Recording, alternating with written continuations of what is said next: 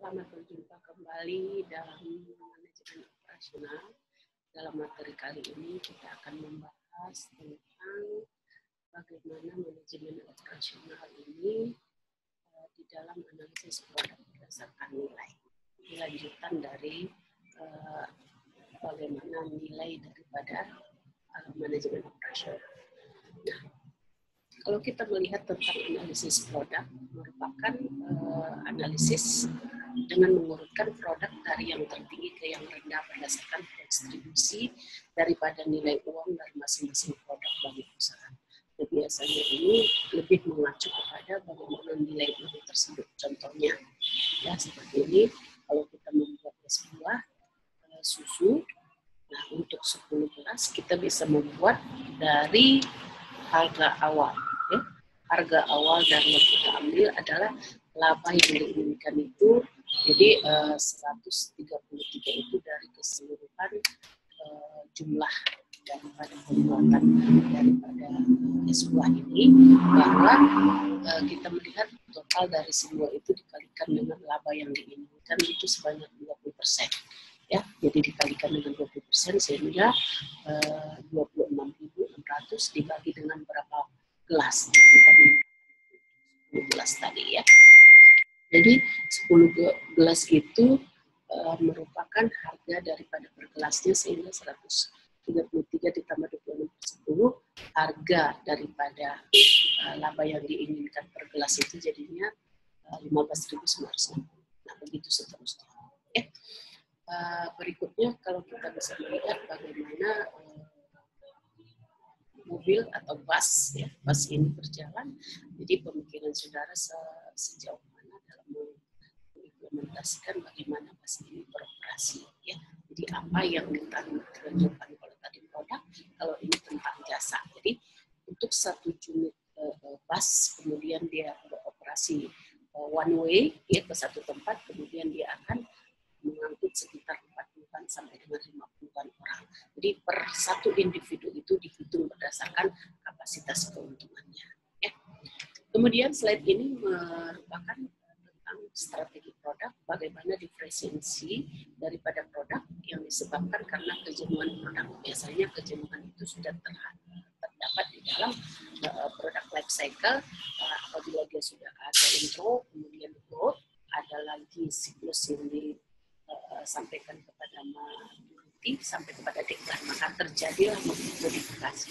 Nah, karena kejenuhan, maka sebuah produk itu akan mengadakan suatu pembaharuan atau modifikasi. Misalnya, ya contoh dari close up dulu, karena kejenuhan daripada close up, menawarkan lagi kesegaran yang lebih min, yang menawarkan lagi sesuatu yang berbeda daripada produk yang lain. Jadi sesuatu itu dimodifikasi sehingga mempunyai suatu nilai jual yang kira-kira memiliki keuntungan. Kemudian dari biaya rendah, biasanya produk yang lebih murah itu jumlahnya banyak, maka margin keuntungan lebih besar.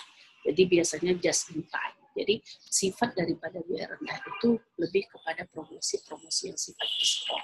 Ya, kemudian ada respon yang cepat. Biasanya respon cepat itu lebih kepada fast food yang sifatnya menjual daripada makanan yang sifatnya sudah sekarang bisa dibeli dari mobil, bisa dibeli dengan on the way, bisa dibeli dengan yang sekarang dibuat adalah online. Ya. Jadi sistem daripada ini COD dan lain sebagainya itu merupakan strategi produk yang sifatnya respon yang cepat. Ya, jadi kalau ada jasa daripada Grab, jasa daripada sekarang sudah ada Maxim, ada juga Gojek dan lain sebagainya. Ya, jadi sifat daripada respon yang cepat itu langsung daripada strategi produk atau jasa itu kepada sumber daya manusianya atau kepada masyarakat. Nah, ada juga inovasi produk dengan increasing usage. Ya, biasanya peningkatan penggunaan dari yang biasa untuk penggunaan sifat daripada penjualan untuk diri pribadi aja kebutuhannya, kemudian meningkat kepada masyarakat luas. Ya, di peningkatan penggunaannya, jadi penggunaan untuk diri pribadi biasanya kita buat untuk penggunaan masyarakat luas. Ya. Kemudian finding new users biasanya dimiliki yang sekarang satu media sosial yang get by one istilahnya, saling sharing, kemudian men-sharing kepada beberapa orang sehingga dia mempunyai subscribe. Ya, jadi sekarang sudah sampai kepada pengguna baru yang sebenarnya youtuber baru. Ya. Nah seperti itu. Jadi ada inovasi produk itu kepada finding the new users. Juga ada entering new market yang memasuki suatu pangsa pasar baru. Ya, jadi pangsa pasar yang biasanya adalah pangsa pasar dari relatif usia dewasa kemudian beralih ke remaja seperti itu, atau beralih ke manula dan lain sebagainya. Jadi ada beberapa inovasi produk. Kemudian produk dan jasa itu bisa repositioning the product service, menambah manfaat dari produk jasa yang ada. Jadi repositioning itu lebih kepada bagaimana penambahan modifikasi daripada produk yang sudah jenuh, yang sudah decline, sehingga dia termodifikasi kembali untuk sampai kepada konsumen. Ada juga inovasi produk itu dengan exciting produk, ya biasanya membuat produk yang ada jadi usang, kemudian akan hilang di pasaran. Ya, jadi karena ketiadaan daripada masyarakat, ketiadaan daripada konsumen untuk memiliki, menginginkan untuk barang tersebut, sehingga exciting produk itu menjadi hilang di pasaran. Ya, jadi ada juga yang merupakan extended the brand, ya, memperluas penggunaan merek yang sama. Jadi dia mempunyai anak perusahaan, kemudian mencapai suatu tingkat yang sudah jenuh, kemudian mengulang kembali untuk membuat brandnya yang sama. Nah, contoh-contoh daripada brand-brand yang sudah usang, kemudian dimodif lagi, ada beberapa contohnya. Jadi ada model pemasak, ya, model daripada kompor, model daripada jaret pemasak air, ya. Nah, sekarang pemasak air ini sudah dikatakan tidak ada lagi. Kenapa? Karena sudah digantikan dengan dispenser, ya. Nah, kipas yang sekarang sudah seperti ini sudah digantikan dengan AC.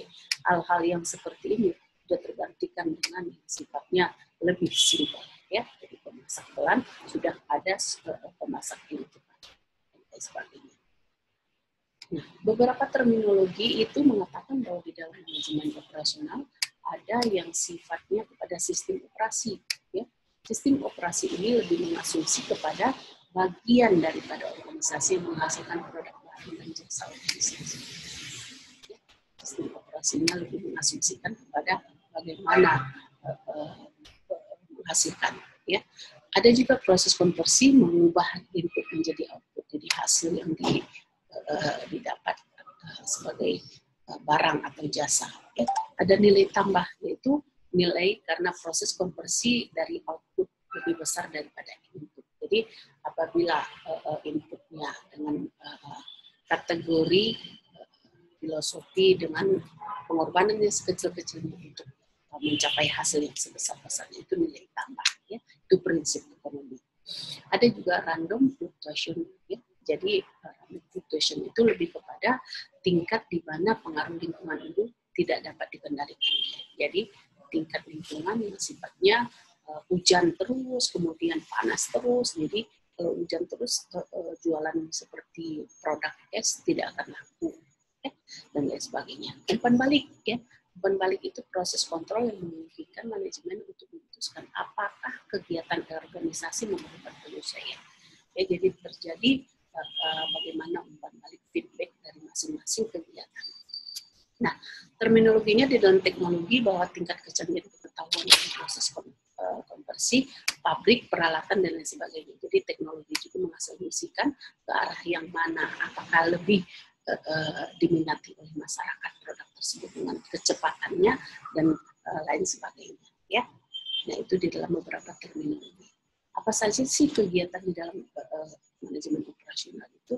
Nah, bisa kita lihat bahwa kegiatan itu sebetulnya hanya ringan saja, bahwa ada I, ada P, ada output, ya. Jadi ada masukan, ada proses pengolahan, ada output. Nah, ini yang merupakan feedback, ya. Feedback ini sebagai umpan balik, ya, di dalam kegiatan operasional. Nah, kita contohkan dari beberapa model manajemen produksi. Input, ya, kita konversi menjadi proses konversi menjadi output. Di mana dia? Maka random fluctuation itu berada di proses konversi, bahwa terjadi blending, ya, blending daripada planning of conversion system, ada juga operation strategy, product and process choice, operational capacity, facility, allocation, layout, dan need. Nah, biasanya kita skedulkan dalam sebuah sistem di dalam operational schedule. Ya.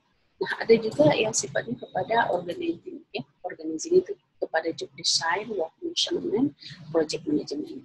Ya. Dan juga terhadap pengawasannya, bagaimana inventory control-nya, material requirement planning-nya, dan maintenance-nya.